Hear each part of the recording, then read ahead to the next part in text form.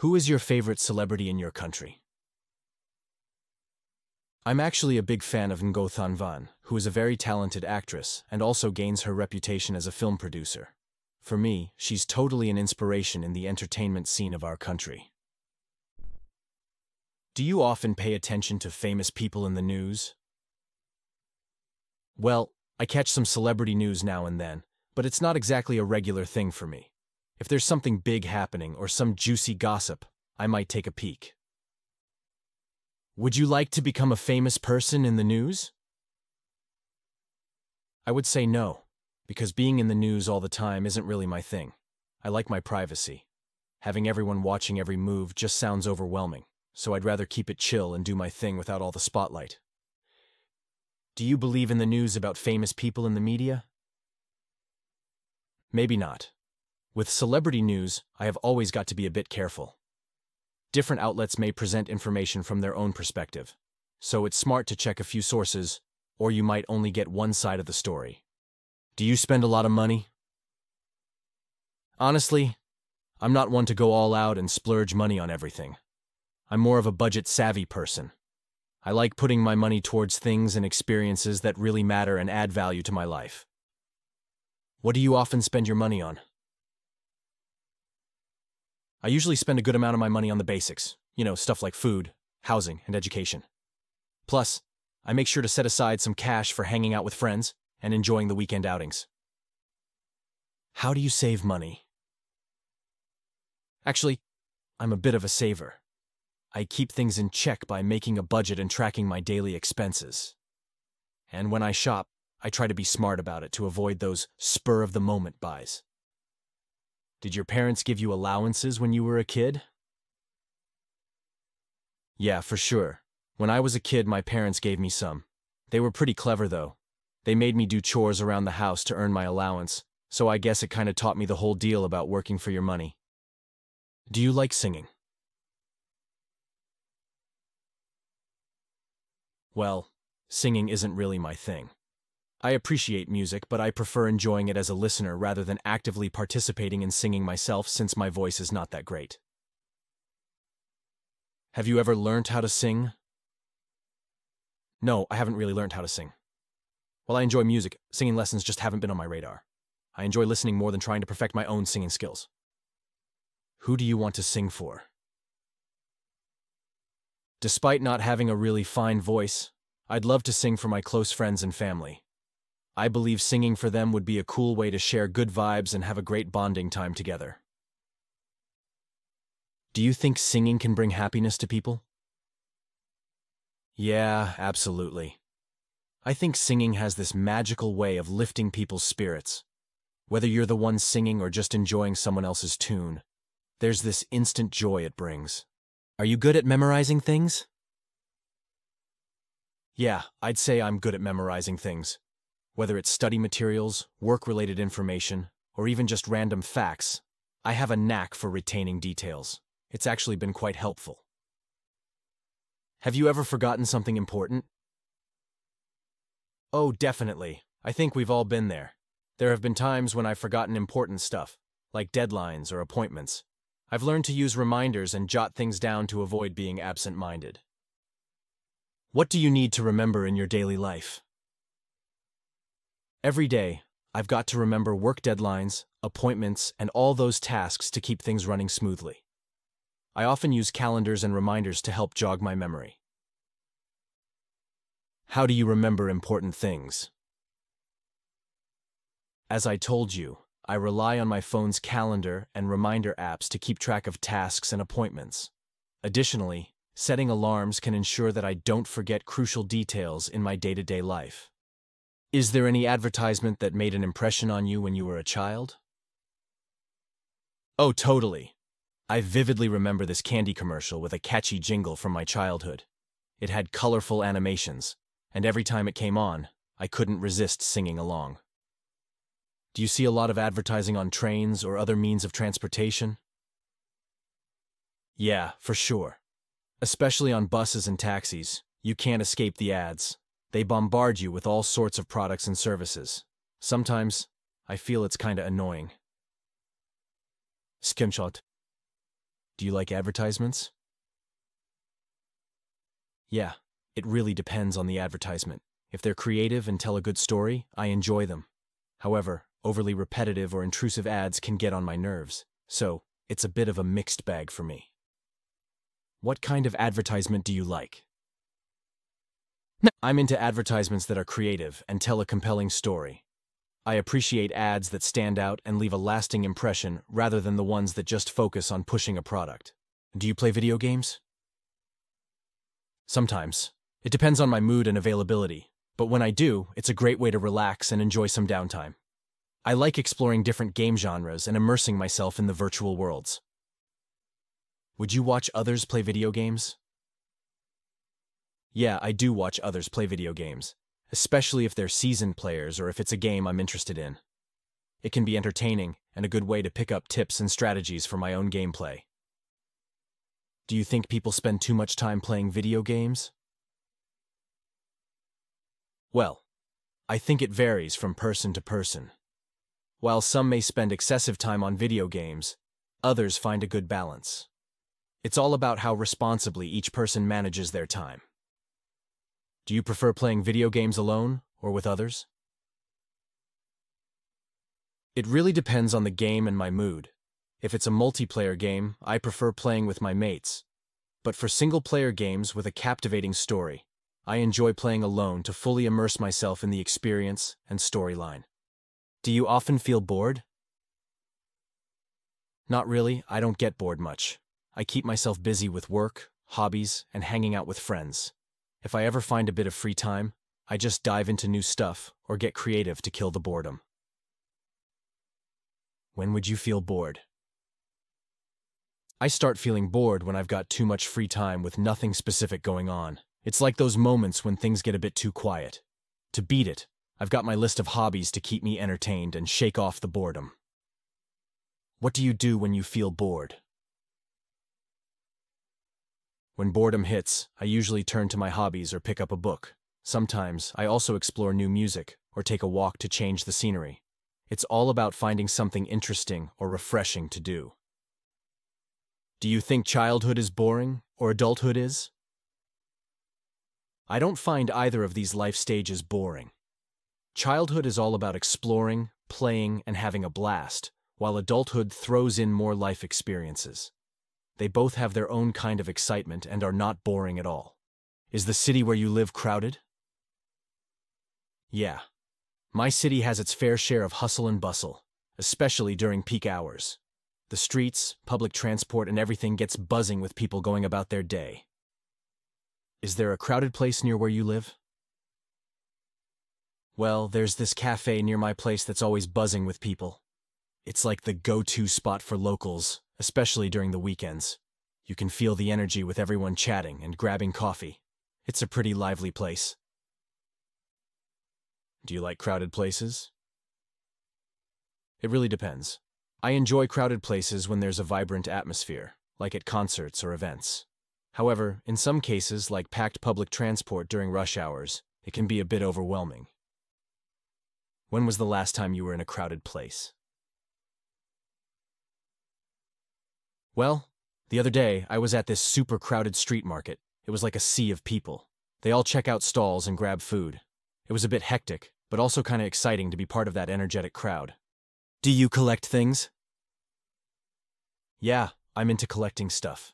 I've got this growing collection of movie tickets from all the films I've watched. It's like a fun way to remember all the cool films I've seen and the good times that came with them. Are there any things you keep from childhood? Absolutely.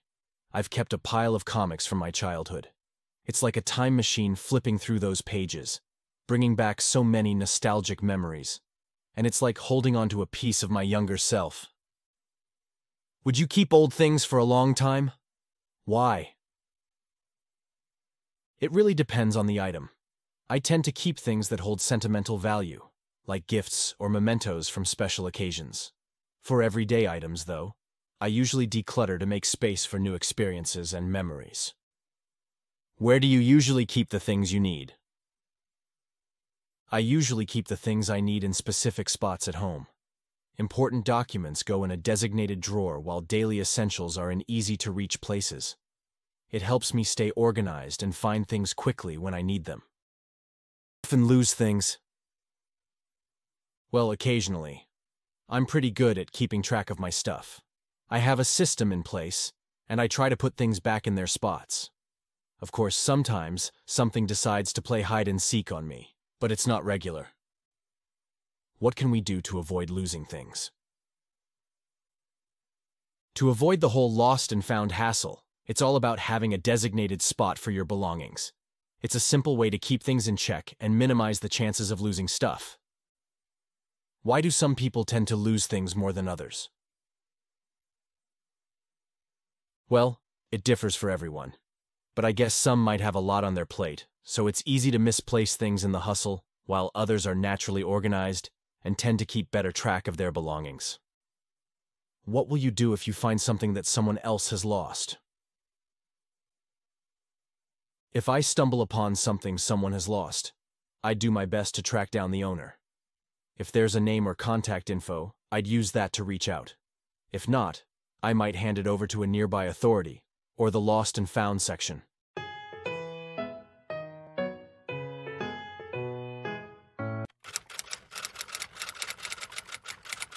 Do you like listening to music? Yeah, I'm into music, but I wouldn't say I'm obsessed. I enjoy it now and then, especially when I'm in the mood or during social gatherings. It's a nice way to spice up the atmosphere. What kind of music do you listen to? I listen to a mix of genres, from pop and rock to some indie and electronic beats. It really depends on my mood and what I'm up to at the moment. Did you have music lessons at school? Yeah. Back in school, I had some music lessons.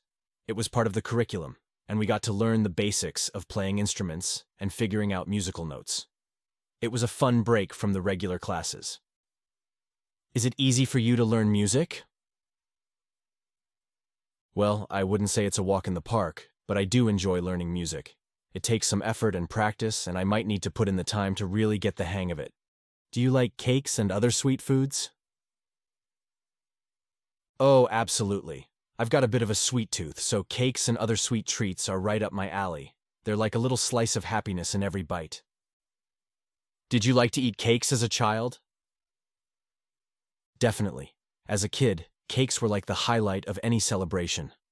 Whether it was a birthday or just a family get-together, there was always a yummy cake waiting, and I loved every bite of it. Do you like to have some desserts after meals? Yeah, I'm all about having desserts after meals. A meal doesn't feel complete without a little something sweet afterward. It's like the perfect way to wrap things up and satisfy the taste buds. Do you know how to make a cake? Not really. Baking isn't really my forte. I'm more of a cake enthusiast than a cake maker. I would just leave that to the pros or the local bakery. What is your favorite color? My go-to favorite is black. There's just this timeless and versatile quality to it that I really like.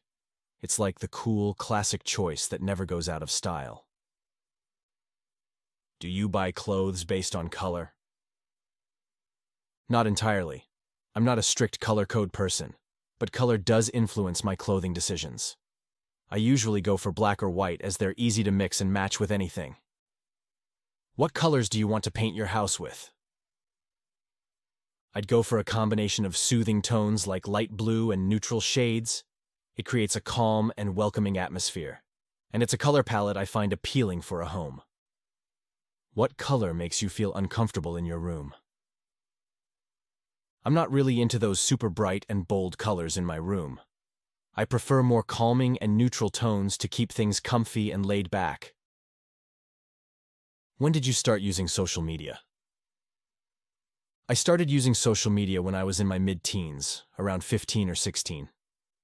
It was that age when everyone around me was creating accounts, and it seemed like a fun way to stay in the loop with friends and trends. Do you think you spend too much time on social media? I try to keep it balanced, but there are moments when I realize I've spent a bit too much time scrolling. It's like this digital rabbit hole. You start with a quick check, and before you know it, time has slipped away. Do your friends use social media? Yes, all my friends are active on social media. It's our main platform for sharing updates and staying connected. It's like our virtual hangout spot. What do people often do on social media? People use social media for a variety of things. They use it to share their life moments, from the big milestones to the everyday stuff. It's also a hub for discussions, finding interesting content, and, of course, endless scrolling. Do you often wear sunglasses? Not really. I don't wear sunglasses often. I'm nearsighted, so I usually have my regular glasses on, and swapping to sunglasses can be a bit of a hassle. Have you ever lost your sunglasses? Surprisingly, I haven't lost any sunglasses yet. I try to be mindful of where I put them, especially after hearing about people misplacing theirs. Maybe I'm just lucky. Do you spend a lot of money on sunglasses? No, I'm not one to break the bank on sunglasses. I go for reasonably priced ones that look good. You know, keeping it simple and budget-friendly. Do you give sunglasses as gifts? Not really. I haven't given sunglasses as gifts. I tend to go for different types of presents, and it depends on what I think the person would like.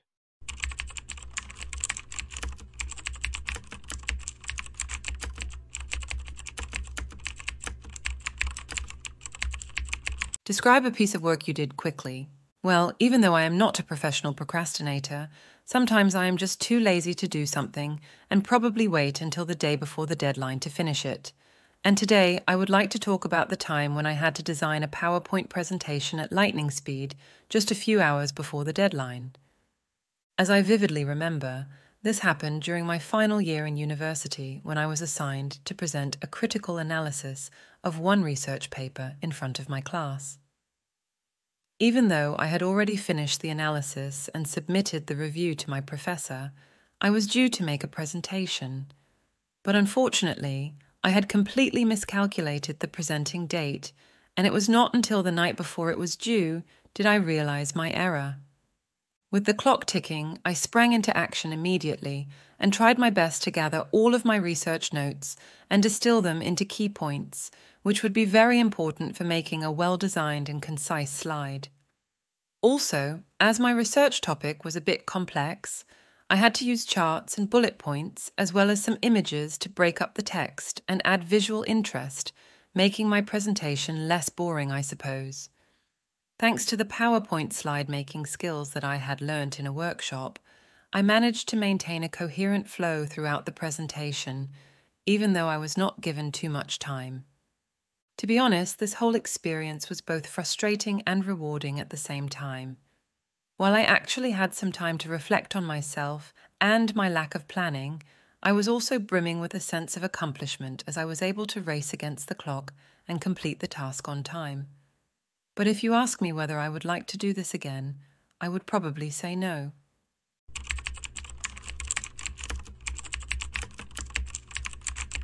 On what occasions do people have to do things in a hurry? I think people find themselves rushing around for all sorts of reasons, you know? Like, for example, they might be running late for work, trying to beat the clock, or they've got several deadlines waiting to be met. In those situations, people would have no choice but to hurry up and finish their tasks with speed to meet the required deadlines. Why do some people spend a long time on a meal? I bet they must be relishing the experience of eating. Instead of rushing through a meal, these people might just want to take their sweet time over a meal to savor every bite and appreciate the taste of each ingredient and the dish as a whole. Or maybe some people would like to use their mealtime to bond with their family or friends, who are often quite inundated with their own tasks and find barely any time for companionship. Would people feel more satisfied if they finished doing something quickly? I bet they would. Being able to zip through all the tasks of the day can really give you a bit of a buzz, like you've really nailed it. But it's not always about the speed that makes you feel satisfied, is it? Sometimes I think it's more about the quality of the job done.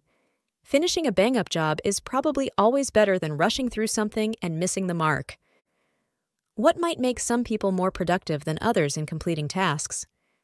Well, I think it's a bit of a mixed bag, really. Some folks are just natural go-getters, and they are always on the ball. However, others might have a knack for organizing their ducks in a row and trying to prioritize more carefully before getting things done. And also, let's not overlook motivation, which could fire you up and help you maintain your focus on your tasks better.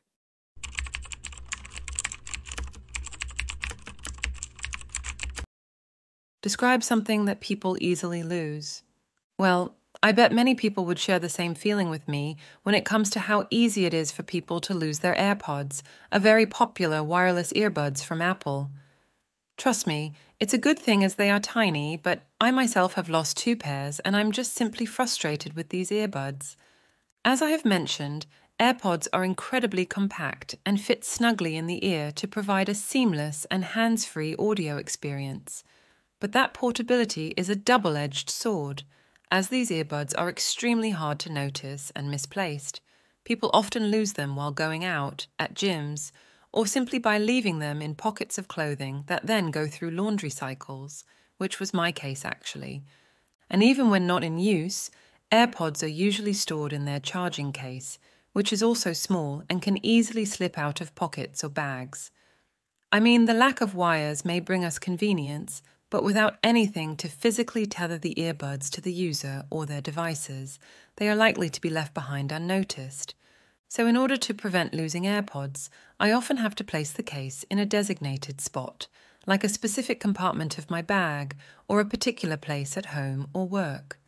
Also, I have to turn on the Find My feature so that I can track its last known location by using an app on my iPhone. I would just do everything that I can, but honestly, I don't think they would guarantee that I would not have to buy a new pair of AirPods again in the future.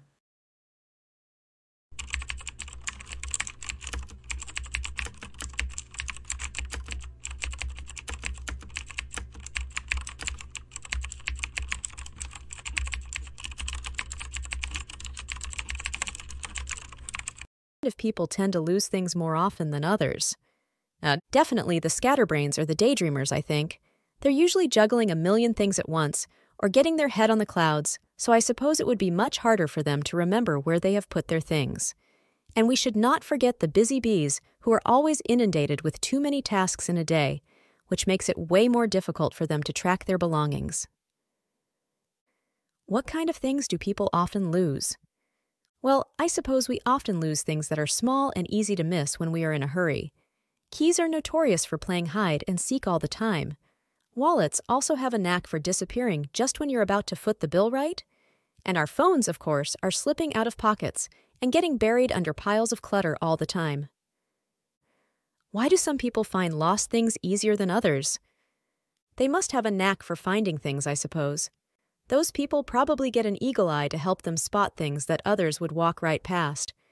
And more importantly, I think they are also good at keeping their cool, which helps them trace back their steps and find where they've left their stuff.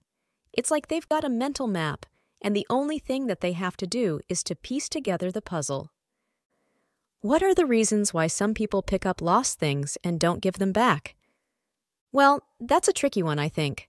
Sometimes it's the temptation of finders keepers, especially when it comes to a valuable item. But there's always the hassle factor. I mean, some might think about returning it, but get bogged down by the thought of going all the way to find the owner. If you think about it, it's not always easy to find the owner of a random thing you found on the street.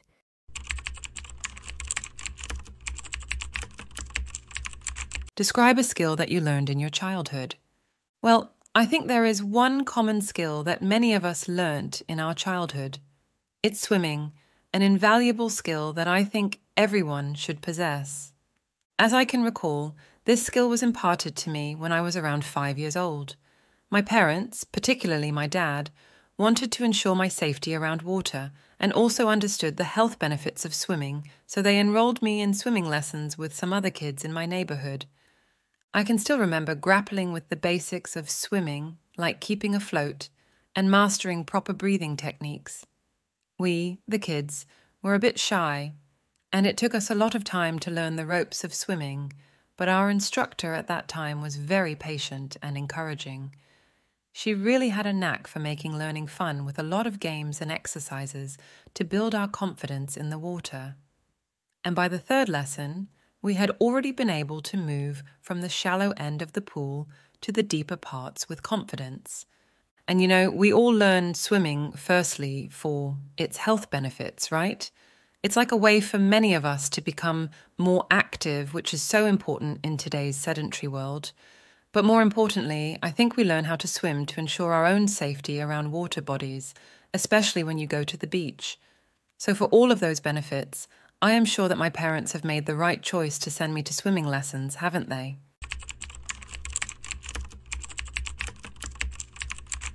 What are the things children should learn to do when they are very young? At a young age, I suppose there are two things that a person needs to learn: basic hygiene and basic manners.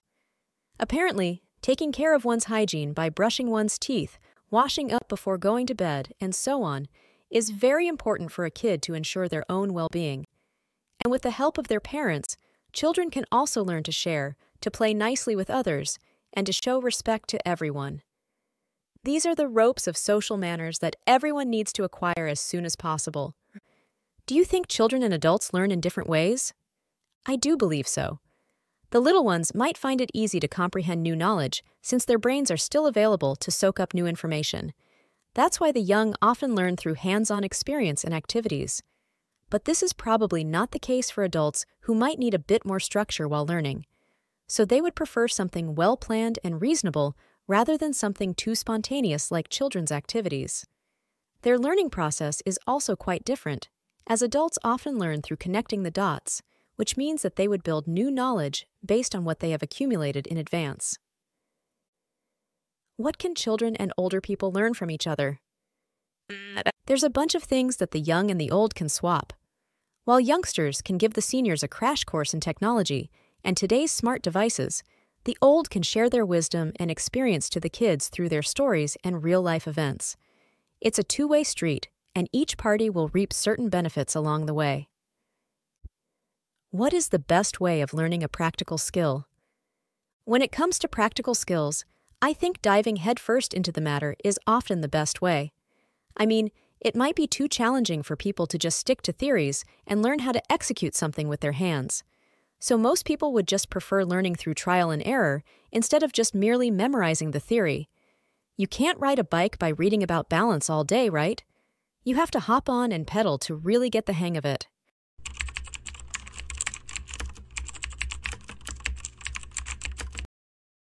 Describe an occasion you met someone complaining in the public, such as in the restaurant or other places. This topic immediately transported me back to 1 year ago when I witnessed a significant complaint at an international airport while waiting for my flight to Tokyo. As I can recall, the complaint came from a mother who was traveling with her son, who had a disability. So based on her complaint, she had already requested some special assistance well in advance, but upon their arrival, they found that the necessary facilities and support were severely lacking. Looking at the expression on the mother's face, I knew that she was extremely distressed and frustrated. You know, traveling with a child is already hard enough, let alone traveling with someone experiencing physical difficulties, so I did understand why she reacted so. But I also had to compliment the airport staff at that moment for their prompt actions to address the situation. Despite their initial mistakes, they managed to arrange the required assistance just after a few phone calls to avoid further delay and inconvenience to the family. Eventually, after about half an hour, the issue was successfully resolved, but the mother still expressed her disappointment and concern about how such a situation could have been better handled from the start. As a witness, I felt empathetic towards the mother and her son, and at the same time felt frustrated at the lack of preparation and consideration by the airport authorities. This is really a reminder of the need for better awareness and infrastructure to accommodate the needs of individuals with disabilities.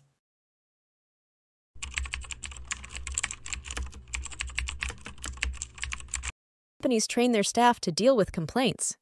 Well, companies have multiple ways to train their staff to handle complaints, but I think they all boil down to keeping their cool. When the staff get the lowdown on active listening, they can make sure the customer feels heard and understood when they voice their problem. Also, it's going to be easier for the staff to find the solutions and alternatives to the problems if the key issues are well understood. What do people usually complain about? Oh, the list might be as long as my arm, but top of the charts are usually issues like poor service or products not living up to the hype. People just get disappointed quite easily if their expectations are not met, so one way to express their disappointment is through complaints. And who knows? Maybe some people just want to make a fuzz out of everything to gain attention. We might never be sure. How do most people complain, in writing or by other methods? These days, I suppose it's a bit of a mixed bag, right? I mean, you've always got the traditionalists who would put pen to paper and voice their complaints through some written forms.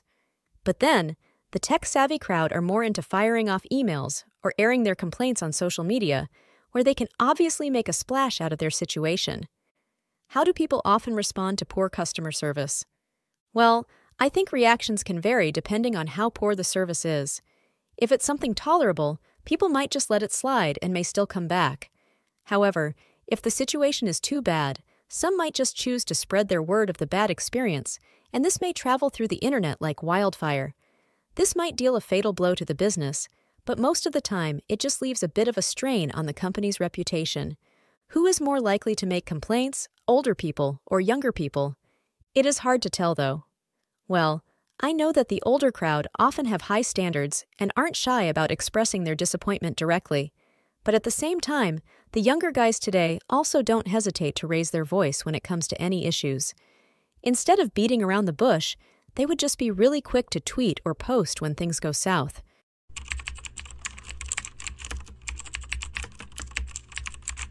Describe an outdoor activity that you recently did in a new place.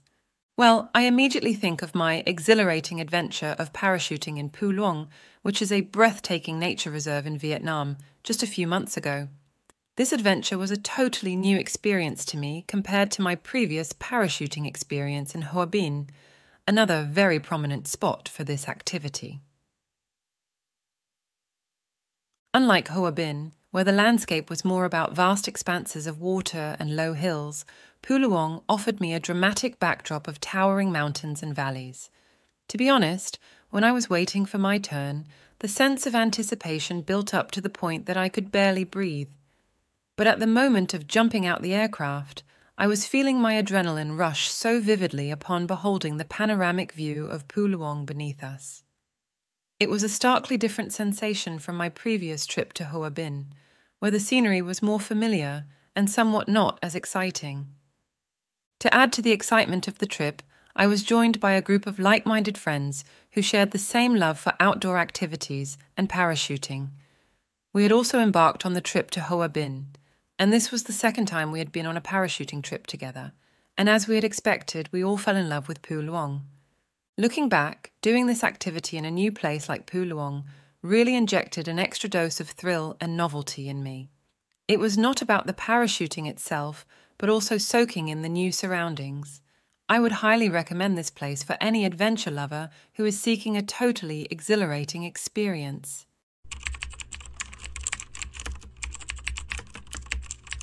Do people go outdoors more or less now? It's hard to tell, actually. With the digital age keeping people on their devices all the time, many people would just stay indoors for days. But there's been a bit of a change, as many people are itching to unplug and get a breath of fresh air after locking themselves in their room for too long. It would probably help them clear their tangled minds due to all the stress they get from school or work. That's not to mention the ongoing trend of participating in team sports and forming a community of healthy individuals.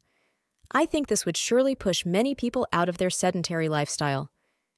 What can people do outdoors besides exercising? Oh, plenty actually. Aside from breaking a sweat with a jog or a hike, people can just kick back with a picnic with their friends or family. And let's not forget the simple joy of a leisurely stroll, which helps people untangle their minds and feel invigorated. When do people usually go outdoors to get close to nature? Obviously, on weekends or holidays, when people have some time off work or school to immerse themselves in nature. I mean, many of us today live in big cities, which are quite distant from nature, so we might have to spare a few days for traveling.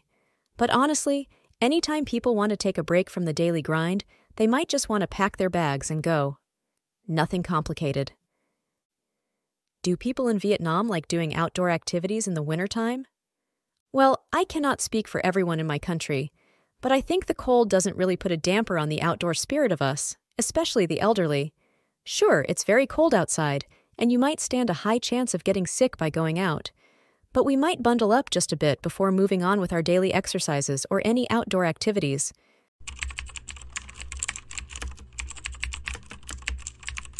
Describe a uniform you have worn, such as a school or company uniform.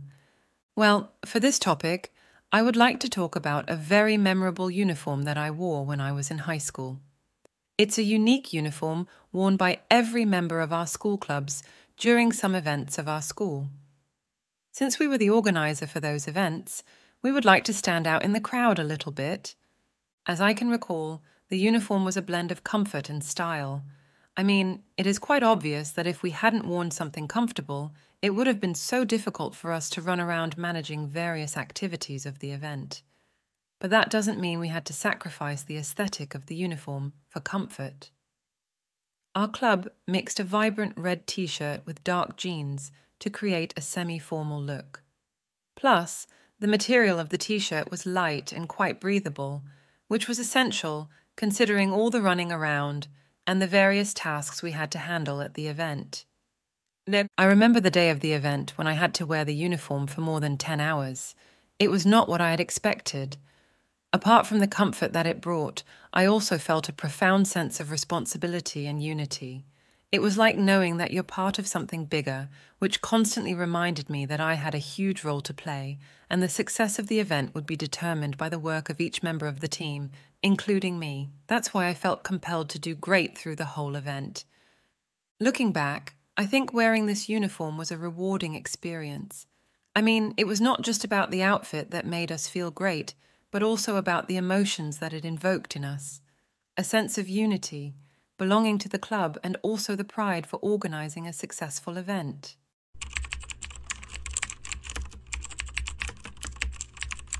Why should students wear uniforms? I think that's a bit of a tradition in many schools, including the ones in Vietnam, and it's not just for show, I suppose. It's great in taking the pressure off having to dress to impress or keep up with the latest fashion trends. Also, when students in the same school wear the same kind of clothes, this would help knit a sense of unity and school pride to each individual student, which is indeed important for the formation of students' identity. Why do some students not like wearing uniforms? I mean, we have talked about the benefits of wearing uniforms for students, but despite those, you've got students who feel a bit stifled by uniforms. Forcing these students to wear uniforms every day to school is like putting a wet blanket on expressing their individuality or style. And let's not forget the fact that not all uniforms are made of high-quality materials, which makes them quite uncomfortable to wear for daily activities of students. What are the advantages and disadvantages of wearing a uniform at work? Well, on the bright side, they could save you a bundle of time and brain power in the mornings, so you can give off a slick and professional vibe quite effortlessly. But some people might find uniforms a little bit off, as they might not be able to follow the fashion styles that they like. And if the fit or design is off, it can be like wearing a straitjacket all day. Can people tell a person's personality by his or her clothes? Well, I think one's choices of clothing can speak volumes about who they are, or at least give you some hints about it. In most cases, people would like to express their personality through what they wear, the kind of fashion style that they follow, and even the color of their garments. For example, a person wearing full black can have a little more reserved personality, while the ones putting on colorful clothes could possess a sunny disposition.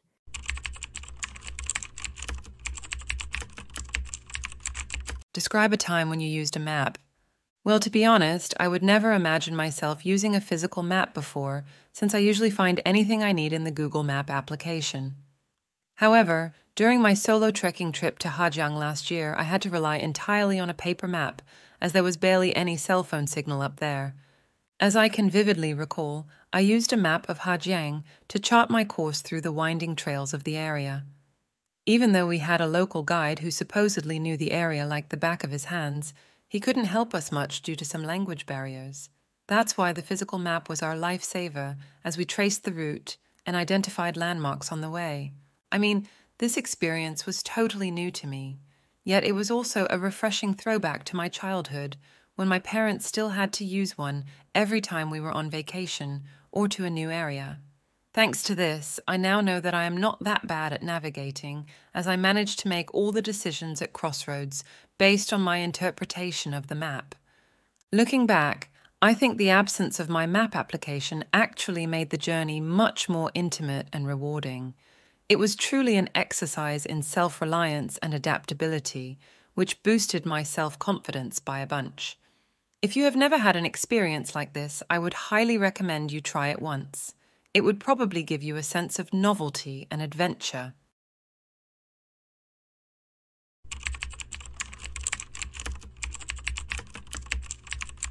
Do you think everyone should learn how to read maps? Well, definitely.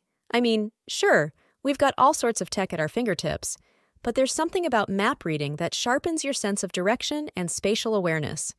Reading a map is like a brain workout, isn't it? You have the chance to look at different points on the map and try to map out the best route in your mind, which I think is quite fun. And plus, it's a handy skill to have when you're off the beaten path and there's no technology around. Do you think most people prefer using a paper map or a map on a phone? When it comes to maps, I think most people today would lean towards the convenience of the application on their phones. That's quite obvious, since there's barely any good reason for us to trace the routes with our fingers and map out every direction in our mind. We could just put in the starting point and the destination, and the technology will take care of the rest. Do you think navigation systems in cars are always a good thing? Well, I suppose they are a bit of a double-edged sword. On the sunny side, they're truly a blessing, as it could guide you through all the unfamiliar territories and relieve your stress from navigating everything on your own. But sometimes, these systems might lead you on a wild goose chase, as not all areas are updated on the virtual map. That's why you still should have a certain level of navigation skills, so you won't be always relying on a digital co-pilot. Why are some cities easier to get lost in than other cities? I mean, isn't that obvious? Some cities are like a maze with all the twisting lanes, dead ends, or streets whose names are so confusing. Take Hanoi as an example. If you have been to the city, you know how complicated it's to navigate around the old quarter. But on the flip side, some cities are very well planned with a grid-like structure, so finding your way there is quite straightforward, I suppose.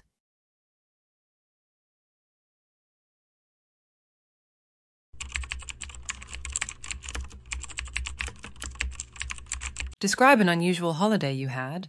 Well, I have to tell you, I mostly enjoy my holidays, as I tend to cherish every moment I can escape from the daily grind. And there is an unusual yet very interesting trip that I had a few years ago. It was my getaway to Cao Bang, which is a stunningly picturesque region in Vietnam. So I embarked on this adventure with a group of friends from university who shared the same quest, not just to explore new places in my country, but also to immerse ourselves in local cultures and lifestyles. We don't consider ourselves travelholics, but we've actually made trips to nearly all famous destinations in our country already. Even though we often go for the conventional tourist itineraries to save time, for this trip we decided to go off the well-trodden paths and challenged ourselves to experience the local life on a deeper level. That's why, instead of just ticking off famous tourist spots, we opted for connection with the local people by becoming active participants in their daily life. I could still remember eating all the local dishes, which were exotic at first sight, but tasted really phenomenal, and also going to the old ethnic villages to really know the life of people here. Looking back, I do believe that this trip was not your run-of-the-mill getaway. It really offered us a deeper understanding of a way of life so different from our own. In other words, this journey went beyond our expectations, and I would just love to have a similar one in the future.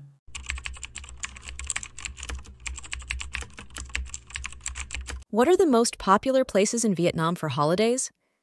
I assume that my country has several tourist hotspots that have gained international attention, doesn't it? You can name a few like Ha Long Bay, Hanoi's Old Quarter, or Phu Quoc Islands. All of these are quite popular for not only foreigners, but also us, Vietnamese. Do you think people in your country have enough holiday time? I think we do, actually. We have several long holidays like Lunar New Year or Independence Day that usually last for nearly a week or more. And we occasionally have one day off from time to time, which is quite enough for us to take a temporary break from the hustle of the daily grind. How important is tourism to your country? I believe that tourism is truly a golden ticket for Vietnam.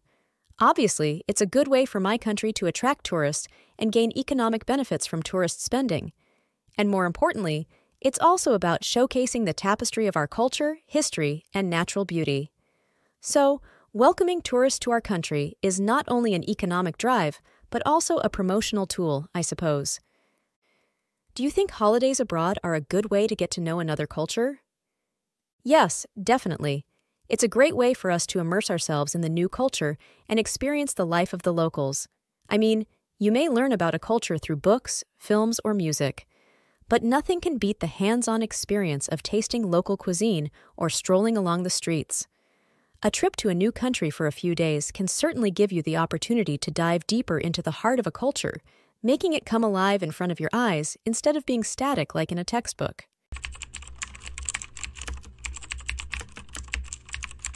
Describe a useful object in your home that you cannot live without. Well, with the current air quality in Hanoi, I think one indispensable object in my home is my air purifier. I bought this vital piece of equipment for around 3 years now, and it has become an absolute necessity in my home for maintaining a healthy living environment. So, as its name suggests, the air purifier works by filtering out pollutants and particulates from the indoor air. I am not entirely sure how it works, but I think it has some special kind of filter that can capture the tiniest particles, including microdust, pollen, and even smoke. You know, the air quality of Hanoi is constantly so bad for our respiratory health, so I always leave my air purifier on, almost 24/7 actually. I mean, I feel like being able to breathe fresh and clean air is surely important for my health, and I don't want to risk getting all the harmful toxins and dust into my body. Before I had it, I frequently suffered from allergies and respiratory irritations, but after having this purifier in my home, there's been a noticeable improvement in my overall health and well-being. Trust me, the air feels fresher, and my allergy symptoms have really decreased. To be honest, had it not been for this air purifier, I would never be able to survive in the heavily polluted city of Hanoi. I would highly recommend it to anyone who suffers from the same problem as mine, and I am sure they will also consider this piece of equipment irreplaceable in their life.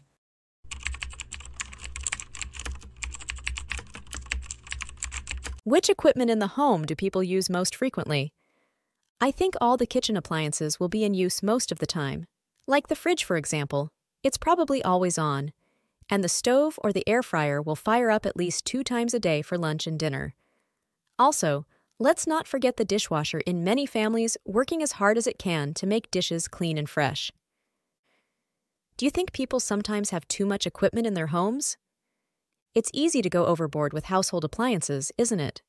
Sometimes we just love the thrill of getting something new, and by the time we realize, we might have already filled our home with a bunch of equipment that might not always serve a good purpose. So that's why people should really consider which is necessary and which is not before making a purchase decision, I think. Do you think cheap equipment can be better than more expensive equipment? Sometimes, yes. The price tags don't always call the shots. I mean, the pricey stuff might come with all new features and designs that may promise a better user's experience. However, the simpler gadgets may just serve the purpose well already, and they are sometimes more durable thanks to their simplicity. You can see many kitchen equipment, like an old rice cooker, lasting for more than 10 years, while a new one might need a replacement after just 2 or 3 years. What are some benefits of using technology in the workplace, e.g. laptops, security cameras, etc.? I think tech in the workplace is a game changer. Laptops, for example, make working much more seamless.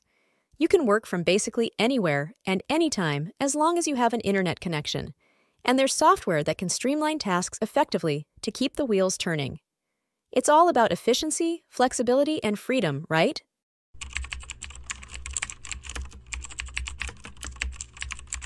Describe a long-term goal you would like to achieve. Well, I do set a lot of goals in my life, and today I would like to share with you one of them. It's to learn a new language apart from English. This is a goal that I've harbored for quite some time since my trip to China a few years ago. During that trip, I realized that having only English as my second language might not be enough for me to survive when traveling in a non-English speaking country. That's how the idea of becoming fluent in a new language, particularly Chinese, started to simmer in the back of my mind. So basically, in order to achieve this goal, I've been subscribing to some online courses and language learning apps to build a foundation. As a person who has some experience in language learning, I know that learning the basics of a language would be the most difficult part of the whole process, so I've earmarked at least 1 hour daily in the morning for this. Once I've learned the ropes of Chinese, I suppose that the next phase is to immerse myself in the language. I plan to consume all the Chinese media, including movies, music, and books that I can find. You know, this exposure will definitely help me acclimatize my ear to the nuances of the language and enhance my vocabulary. With all the energy and effort that I have and will put into learning Chinese, I hope that I will be able to reach the intermediate level of proficiency in the near future. This would be a personal challenge for me, but I believe the experience of learning a new language would be so rewarding in the end. I just can't wait for the day that I can speak with Chinese people without any hesitation.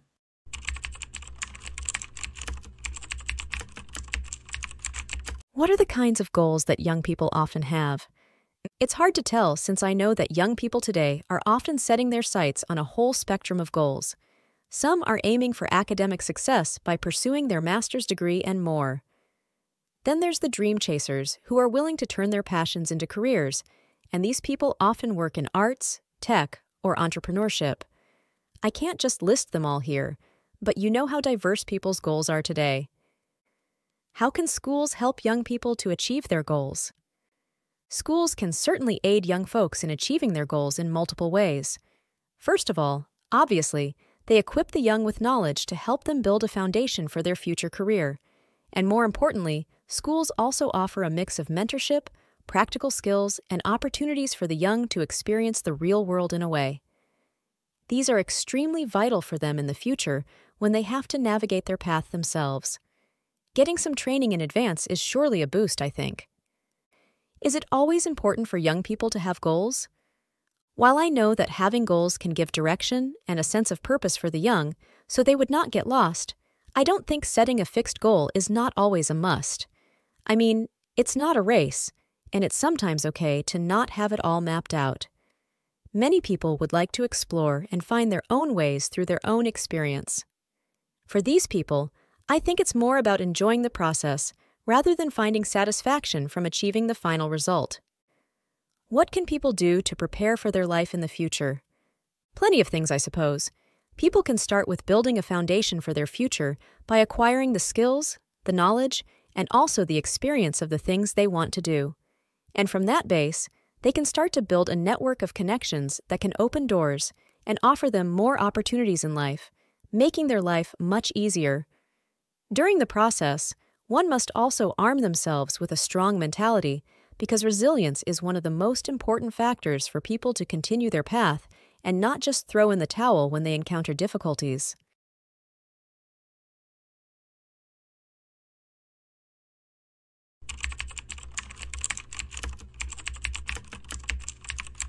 Describe an interesting conversation you had with a very old person. This topic immediately transported me back to the day that I participated in a wellness seminar at our school. During that session, we had a wonderful conversation with the guest speaker, a renowned health expert who is now in her late 70s. Our conversation was mostly centered around how we can live a healthier life by forming small habits like exercising for 15 minutes a day or getting enough sleep every day. As a person who suffers from lack of sleep all the time, I was particularly interested in the importance of sleep, so I asked some questions about how we can have deeper sleep sessions and how we can go into sleep more easily at night. And to my surprise, instead of delving too deep into the theories, she managed to summarize the theories in just a few minutes and spent the rest of her talk giving us all the practical tips for improving sleep quality. She used some anecdotes from her own life and professional experiences, which made the conversation not just informative, but also personal and relatable. Looking back, I think this conversation left a lasting impression on me. It was a powerful reminder that small habits can really change your life. I hope that in the future, I will be able to have more meaningful conversations with people like this expert.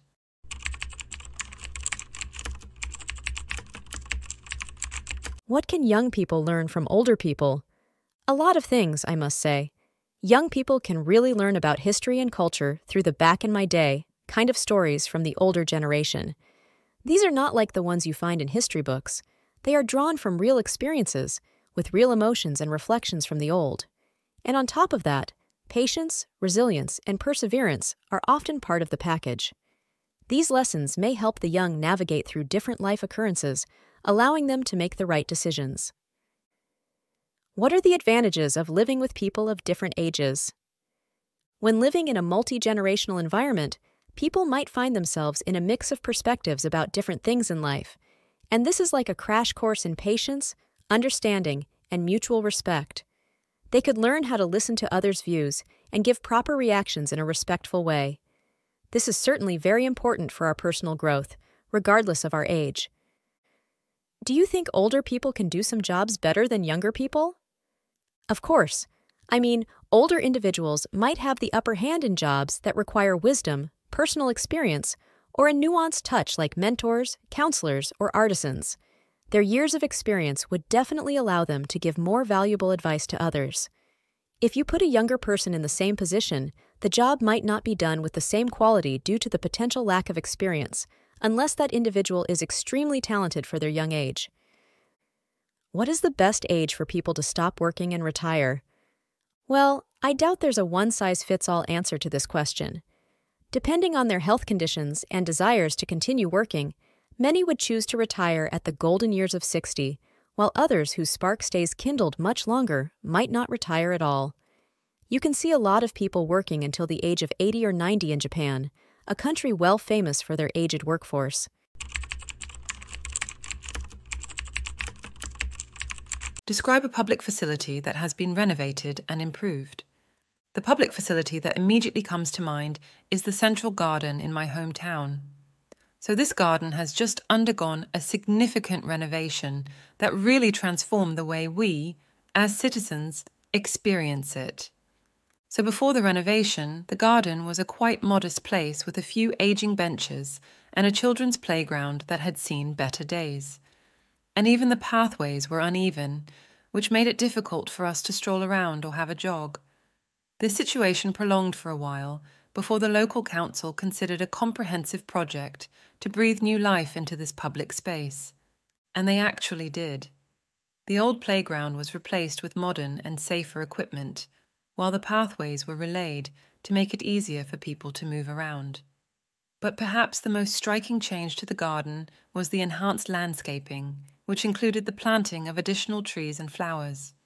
I myself feel incredibly positive about these changes, to be honest. From a seemingly abandoned place, this garden has become a hub of activity for citizens of all ages. I mean, now I can see families having their picnic on the weekends here, while older residents can fully enjoy their leisurely walks. I think this is not just a physical improvement of the place, but also an enhancement to our quality of life. I hope that in the future, there will be more and more improvements like this to our neighborhood.